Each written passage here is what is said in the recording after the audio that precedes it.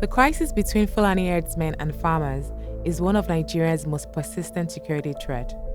It is driven by a range of factors, primarily environmental and land scarcity. Climate change and the desertification of Nigeria's north have forced the nomadic cattle herdsmen farther west to feed their cattle, intruding on crop farmers' land. Traditionally, the Fulanis are semi-nomadic cattle herders, and communities will travel vast distances along grazing routes to find places for their herds to eat. Unfortunately, Nigeria may be unable to fill the gap as violence in producing regions leave farms idle. The Fulani are mostly concentrated in the north, but due to a combination of political instability and drought, this is pushing them farther west where they are coming into conflict with local farming communities. Over the past few years, tension between farmers and herdsmen have risen sharply, so has violence between the groups. As such, fighting has intensified this year between herdsmen and farmers over grazing land across much of central Nigeria, displacing hundreds of thousands of crop farmers. This also includes the inability of farmers to go to their farms due to fear of being attacked. These are serious consequences awaiting the country if nothing is done, as the country's future lies in agriculture. When food production in the country is being attacked and people abandon their farmlands and flee, it portends disaster for the agricultural sector. And if drastic action isn't taken to restore peace, it can result in food shortage, famine, and hunger in the country.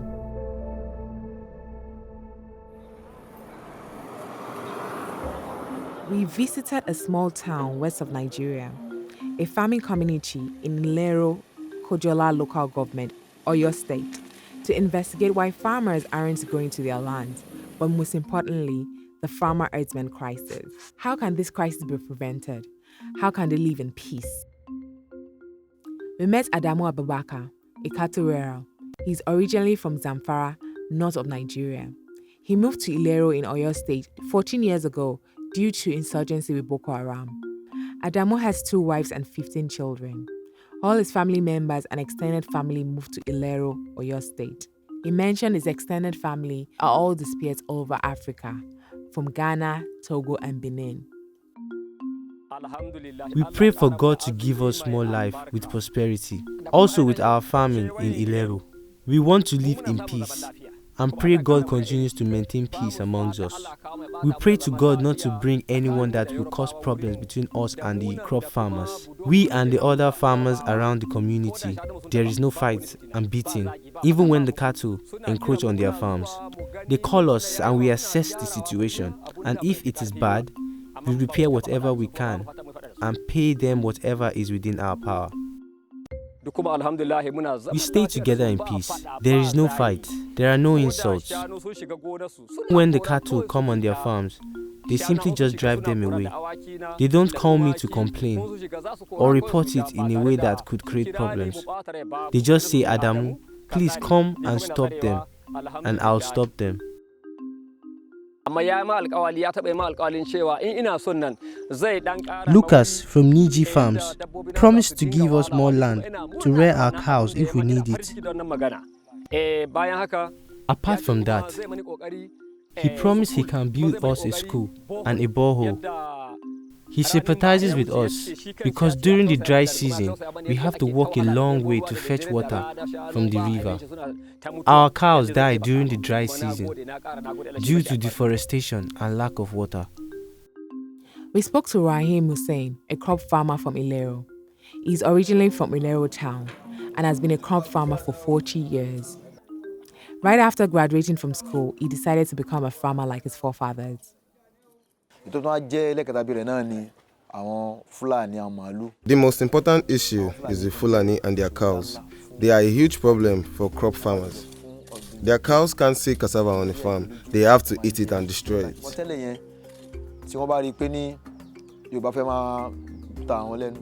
When they see that Yorubas are stressing them, they set a trap and they ambush you with the machete on your way to farm. If the government can put more pressure on them not to intrude on crop farmers' land, I have faith that they will stop. The Fulanis are aware of their atrocities, but they still keep doing it when they know it's bad.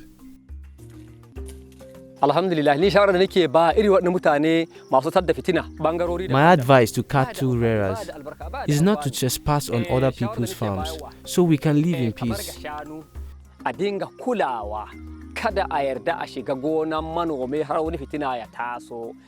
If your cattle need to go grazing, make sure you assign boys or your children to watch them. I am pleading with the crop farmers that they should be patient when they see us with our cattle, even when we are passing without entering the farms or touching their crops. They start running after us and pursuing us, especially the Bini people. They just take our boys and start beating them. In the process, the cows would divert and feed on people's farms. We spoke to Solomon Oyedeji, who works for a commercial farmer in Ilero. He is a vigilante that negotiates with herdsmen. On some other farms, if they are patient, they won't fight. It's the impatient ones that fight. The problem is, once they bring out their machetes, won't you fight? Of course they will fight. Some other people start fights once they beat the Fulani boys. And then there's a problem. It's when you are impatient, that's when you fight.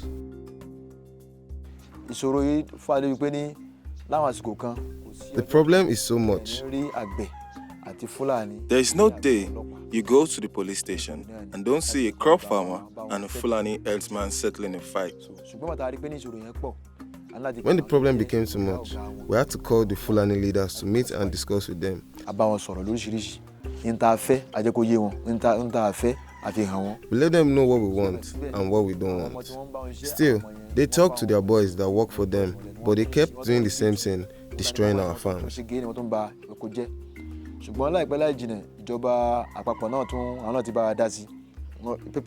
government helped us get involved. It was all in the news, in the paper, radio, television. The government mentioned that everyone go back to their villages to start farming.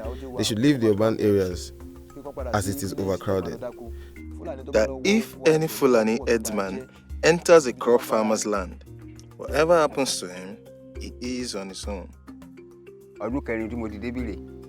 I've been here for 4 years now, and there's been much problems.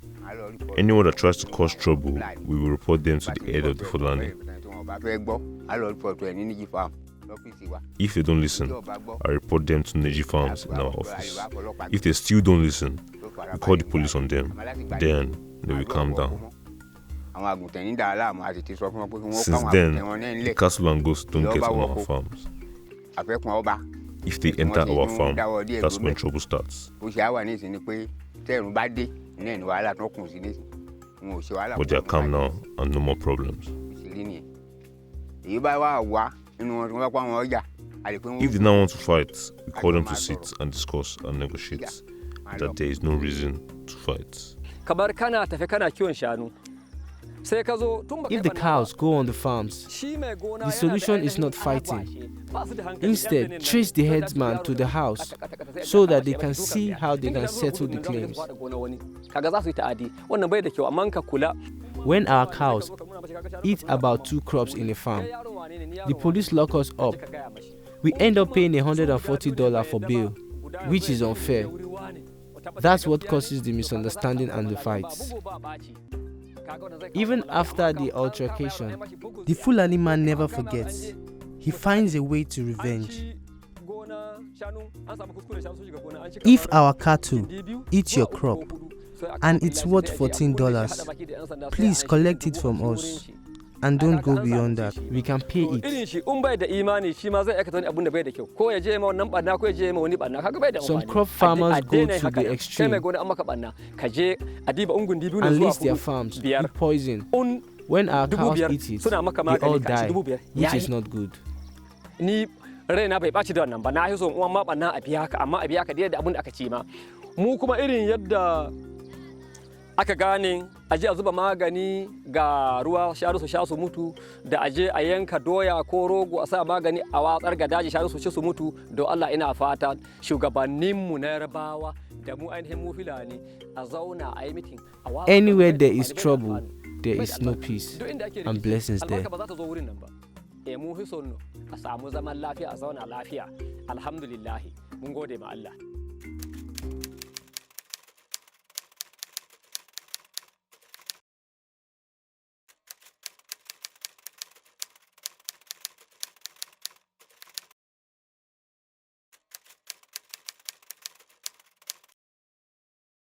The government has decided to produce grazing reserves for ranching in each state to mitigate this crisis. But some states are against having herdsmen in their communities due to fear. Yadda muke zaune da ainihin mu dabbobinmu ga shanu. When our cattle go grazing, we assign 2 boys to watch over them so they don't intrude on people's farms. Da kuma ainihin wannan dabbobi na gida, ni ina daure dabbobi na da kuma dukkan jama'an da kenan ina makuwa gargadi a daure dabbobi a dinga yanko musu ciyawa. In sun ci ciyawa sun koshi kamar da rana haka, ko an sake su ba za su je gona ba. Za su dinga ci su kwanta, kuma ni ina saya masu dusa irin fulu. I am an advocate of animals being kept and fed in one location. I believe in grazing reserves instead of roaming around. Suna kula da dabbobin su yadda muke samun zaman lafiya da ainihin kar. I buy corn kernels and shafts to feed them, and once you give them grass and water, they will be fine and lay down. They won't go to other people's farms to eat their crops. If we have about 30 cows, we assign 1 person. But if we have about 70 to 80 cows, we assign 2 people.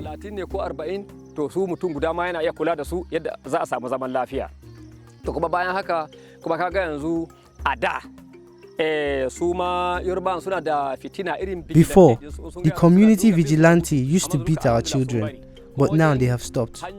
Even when we want to cross the roads, we will make sure no cars are coming. We want our children, discipline them, and educate them because we want peace. We interviewed Dr. Jimmy Smith, Director General of International Livestock Research Institute. He has a PhD in animal science with vast years of experience and extensive research in livestock. There are 2 sides to that story. If you go way back in time, there used to be a very symbiotic relationship between pastoralists and settled farmers. In those times, way back then, settled farmers would encourage pastoralists to come and graze on their land. Because pastoralists, as you know, they're moving around following a gradient, a moisture gradient. So they're following the moisture as they move around, and they come to places where there are crop farmers.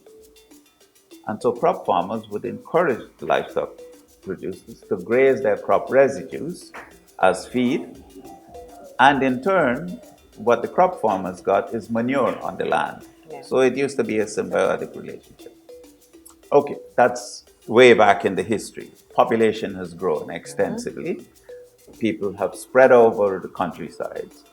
And so many of these routes, which are traditional routes for pastoralists, are now taken over by crop farmers.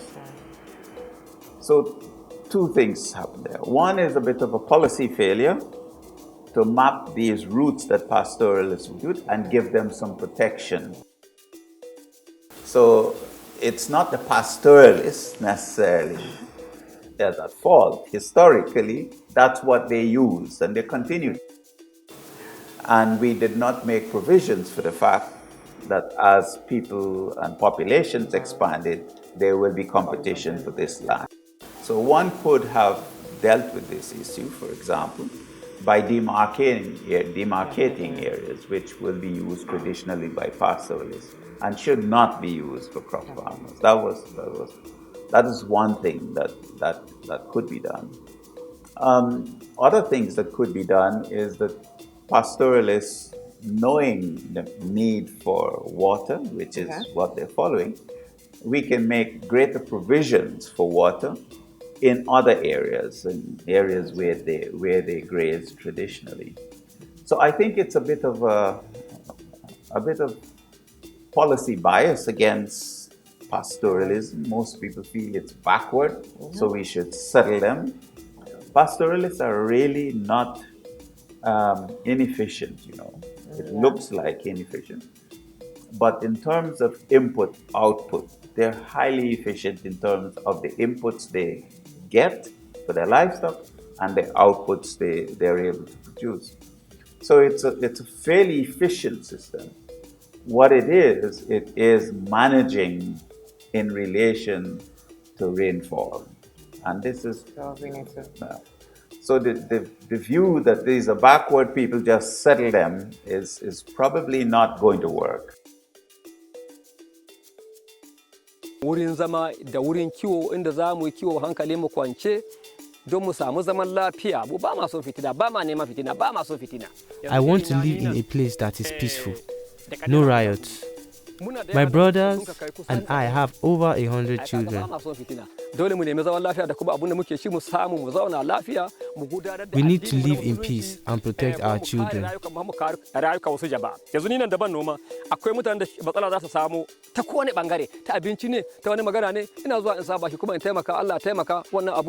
want to enhance the Islamic religion and live in peace.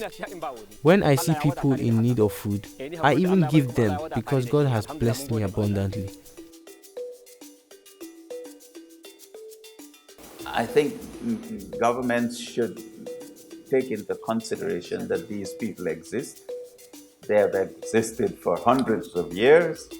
This is how they manage their livestock. They live in dry areas and they follow rainfall gradients. And one needs to find accommodation for this system. Just regarding them as backward and saying we should settle them has not worked. And therefore, they need to be a more productive engagement. Yes, certain areas that have, governments have reserved land for wildlife. You can't go there and farm. Governments have reserved land for biodiversity and so on. So governments have done this over time for other areas, but they have not done this for pastoralists. And I think that needs to be done. And to look for how you can support pastoralists, more water and veterinary services and so on. And my feeling is that if one were able to help the pastoralists, because what they're really doing ultimately is managing risk. If you were able to take away some of their risk, then their livestock would become more productive and they will have fewer livestock.